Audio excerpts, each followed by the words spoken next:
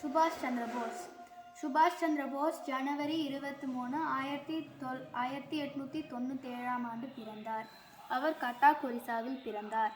அவர் தந்தையின் பெயர் ஜானகிநாத் மற்றும் தாயின் பெயர் பிரபாபதி.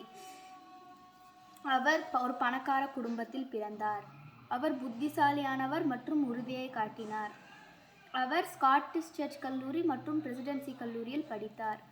கல்லூரி முடித்த பிறகு இங்கிலாந்தில் இந்திய சிவில் சர்வீஸ் தேர்வை எடுக்க போனார். 1921 இந்தியாவிற்கு திரும்பி மகாத்மா காந்தி தலைமையிலான தேசிய இயக்கத்தில் சேர்ந்தார். 1938 காங்கிரஸின் தலைவரானார். ஆனால் 1939 அவருக்கும் காங்கிரஸுக்கும் இடையே கருத்து வேறுபாடு ஏற்பட்டது. அவர் வன்முறையற்ற யோசனையை விரும்பவில்லை. பின்னர் அவர் தலைவர் பதவியை ராஜினாமா செய்து கட்சியிலிருந்து நீக்கப்பட்டார்.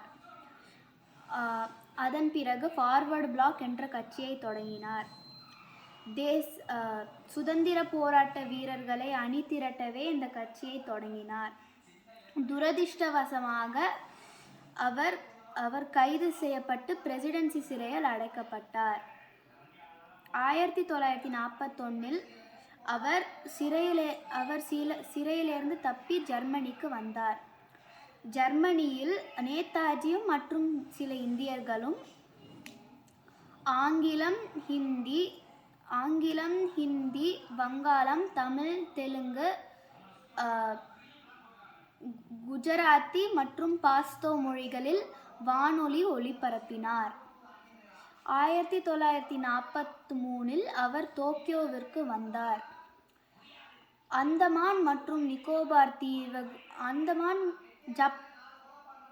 ஜப்பானியர்களால் ஆக்கிரமிக்கப்பட்ட அந்தமான் மற்றும் நிக்கோபார் தீவுகளில் ஒரு தற்காலிக சுதந்திர இந்தியா அறிவிக்கப்பட்டது. அதற்கு பேரளவாக போஸ் தலைமை தாங்கினார். 1944 பிற்பகுதியிலும் 1945 முற்பகுதியிலும் பிரிந்த இராணுவம் இந்தியா மீதான ஜப்பானிய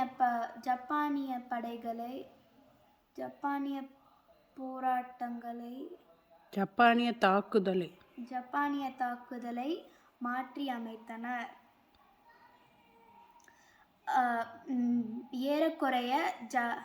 ஏறக்குறைய ஜப்பானிய படைகளில் பாதி பேரும் INA குழுவில் பாதி பேரும் கொல்லப்பட்டனர்.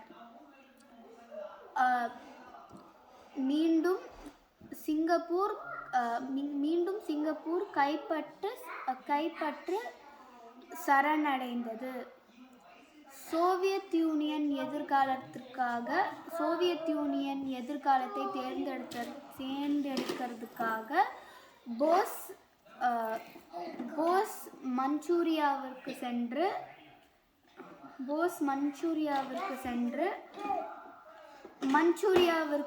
தப்பிச் செல்ல தேர்ந்தெடுத்தார்.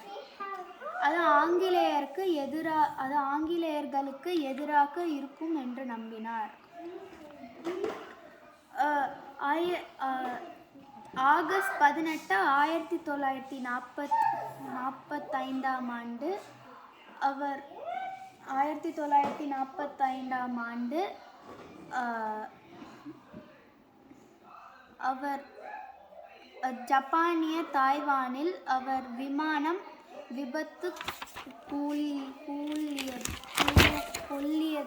விபத்துக்குள்ளானதில் அவர் 3ஆம் நிலை தீக்காயங்களால் இறந்தார். அதை சில இந்தியர்கள் நம்பவில்லை. இந்தியாவின் சுதந்திரத்தை பாதுகாக்க அவர் திரும்புவார் என்று நம்பியிருந்தார்கள். ஆனால் அவர் திரும்பவில்லை. நன்றி.